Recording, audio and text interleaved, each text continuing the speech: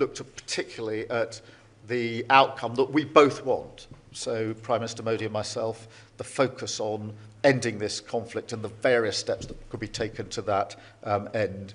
And that was a wide-ranging discussion, but we did set out the steps that we are taking in relation to energy, particularly on the shadow fleet, and the work of the Coalition of the Willing. On the consular cases, yes, we did raise the consular cases. We always raise them when we have the opportunity to do so.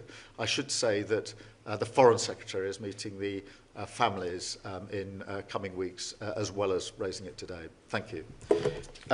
Sam, from Sky.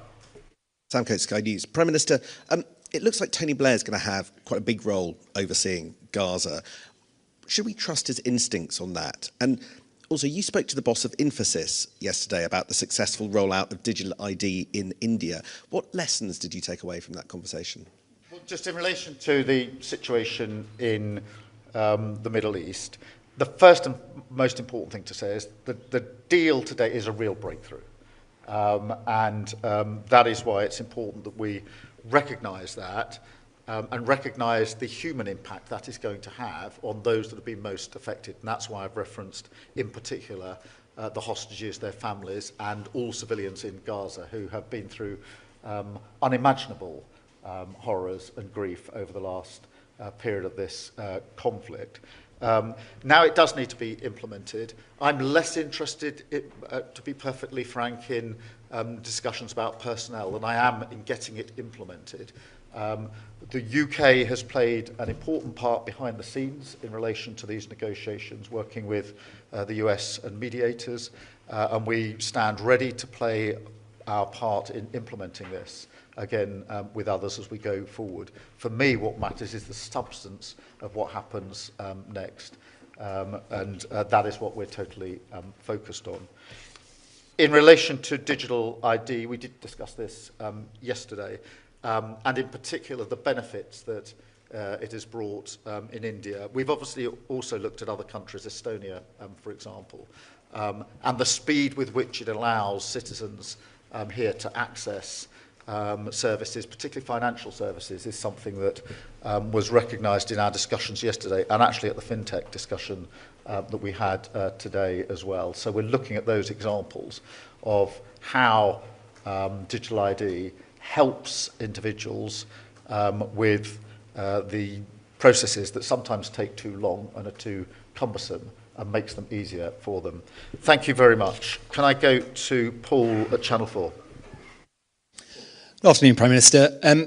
In the first line of your statement this morning, and you've just repeated it now, you called it, quote, President Trump's peace plan for Gaza. So, yes or no, do you now think that President Trump will be a deserved winner of the Nobel Peace Prize? Well, look, it is a very significant step forward, and it would not have happened without President Trump's leadership on this. And I want to be really clear about that, and I say that from the informed position of the UK having played a part behind the scenes in this with the US and with the mediators. What matters now is to press on and implement this. All parties need to implement and agree and take forward the commitments that they have made to the next stage. That is hugely important. We will work with others to ensure that that happens, but my focus now is moving this from the stage it's at now, which is really welcome, strongly welcomed, to ensuring that we now move on to the next stage and make a success of this, because that matters to me more than anything else. Thank you. Catherine, GB. Catherine Forster, GB News, thank you. Prime Minister, we've all seen thousands of pictures of you, very large, round this city, and people clearly delighted to see you.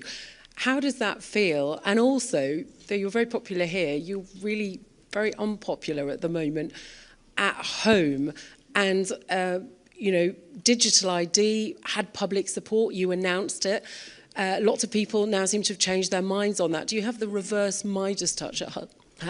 Pardon me. Well, look, firstly, just in relation to the situation here in India, it is really good that the UK is as welcomed as it has been these last 2 days in India. That is good for the United Kingdom. And so I am pleased that the welcome here has been warm. it's been warm for a reason, and I think that's because people recognise that under this government we've strengthened the relationship. We have pulled off the FTA, which other governments have tried and failed to do, and we've done it successfully. And now both Indian businesses and UK businesses want to build on that, and there is really enthusiasm for the relationship. That is a good thing for our country, so I'm really, really pleased about that, and that we can take that forward. So that is a good thing. The second bit of your question, I'm sorry, I forgot.